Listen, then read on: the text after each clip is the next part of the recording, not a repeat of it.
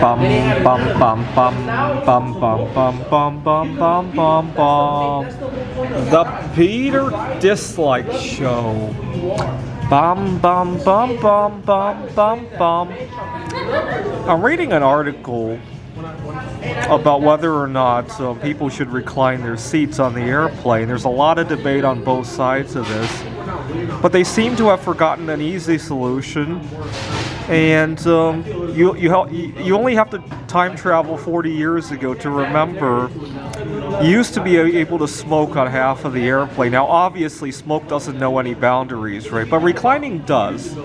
So why don't we just have a reclining section and a non-reclining section, right?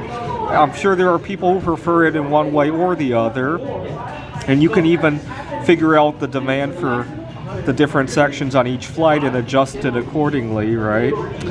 The other thing that I don't see mentioned, this one requires a little bit thinking outside the box.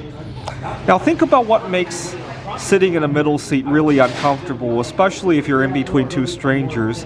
What makes it uncomfortable is not so much whether or not you can recline, but the fact that you don't feel comfortable touching either of the people sitting next to you, right? But why?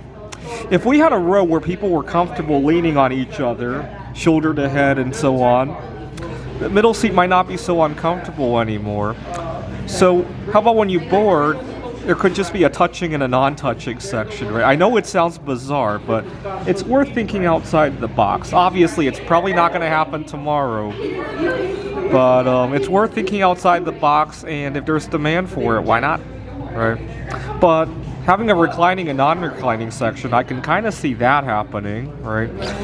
Anyways, it just goes to show how precious little Americans are with thinking outside the box, right? As soon as they hear anything that even requires one brain cell, they completely shut off the idea and go back to arguing instead of problem solving, right?